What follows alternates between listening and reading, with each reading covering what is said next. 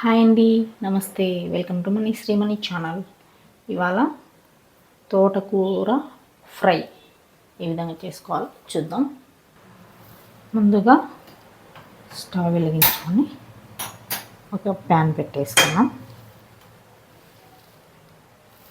ఈ ప్యాన్లోకి ఇప్పుడు మనం కొన్ని పల్లీలు వేసుకున్నాం. ఈ పల్లీలని మనం దోరగా వేయించుకోవాలండి. ఫ్లేమ్ వచ్చేసి మీడియంలో ఉంచుకోండి. పల్లీలు మనకి ఈ విధంగా వేగిన తర్వాత ఇందులోనే కాస్త జీలకర్ర వేసుకున్నాం. చూడండి, జీలకర్ర వేసుకున్నాను. జీలకర్రని కూడా లైట్గా అలా వేపుకోవాలి. ఇందులోనే ఎండుమిర్చి వేసుకోవాలి. ఇప్పుడు ఫ్లేమ్ ఆఫ్ చేసేసుకోవాలి. వీటిని మనం చల్లారనిద్దాం. ఇప్పుడు ఫ్లేమ్ ఆఫ్ చేశాక పుట్నాల పప్పు ఉంటుంది కదా, దీన్ని అందులోకి వేసేసుకున్నాం. వేసుకున్న తర్వాత వీటిని పక్కన పెట్టేద్దాం. ముందుగా స్టవ్ ఆన్ చేసుకున్నాం. ఇక్కడ కొద్దిగా వెడల్పుగా ఉన్న కడాయి పెట్టుకుంటున్నానండి, ఎందుకంటే మనకు కలుపుకోవడానికి కన్వీనియంట్గా ఉంటుంది.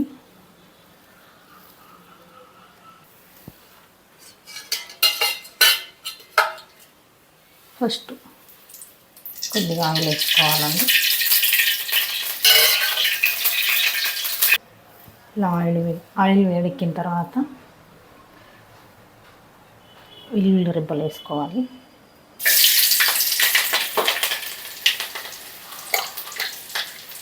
తర్వాత కొద్దిగా ఆవాలు, కొద్దిగా జీలకర్ర, ఒక 5-6 మెంతులు వేసుకోవాలి. కొద్దిగా ఒకసారి కలిపేసుకోవాలి. అలాగే కొద్దిగా పసుపు వేసుకోవాలి. పసుపు వేసుకున్న తర్వాత మనం తోటకూర కట్ చేసి పెట్టుకొని కడిగి 2 సార్లు కడుక్కున్నామండి. ఇది ఇలా కడుక్కున్న తర్వాత దీన్ని కొద్దిగా ఈ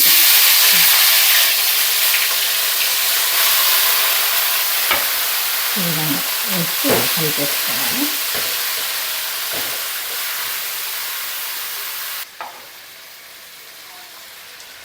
ఇలా మొత్తం వేసేసుకొని మనం మంచిగా కలుపుకోవాలండి.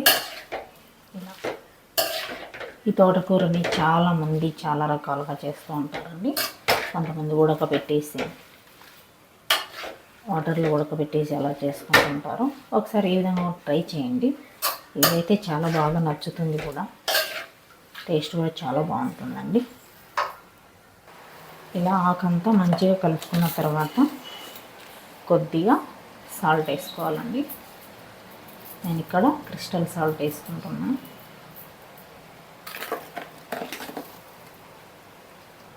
సాల్ట్ వేసుకున్న తర్వాత మళ్ళీ ఒకసారి ఇలా కలిపేసుకొని ఈ ఆకును మగ్గనిద్దాం. మూత పెట్టేసుకున్నాం. ఈ ఆకు మగ్గేలోపు మనం ఆల్రెడీ వేయించుకున్నాం కదా, పల్లీలు, పుట్నాలు, జీలకర్ర, ఎండుమిర్చి, దీన్ని మిక్సీ జార్లోకి తీసుకొని గ్రైండ్ చేసుకున్నాం. ఇలా ఈ విధంగా ఫైన్గా మనం గ్రైండ్ చేసుకోవాలండి. 8 మినిట్స్ తర్వాత ఒకసారి ఇది మూత తీసి చూద్దాము. చూడండి, ఇలా మంచిగా ఉడికిపోయింది. చూడండి, ఇలా కనిపిస్తుందా?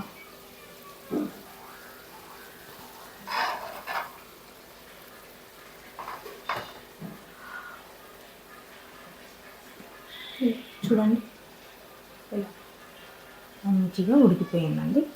ఇప్పుడు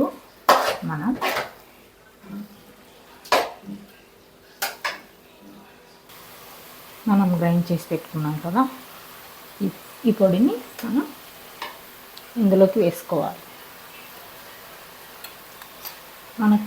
మనం ఇక్కడ చూసి వేసుకోవాలండి. ఈ పొడి కూడా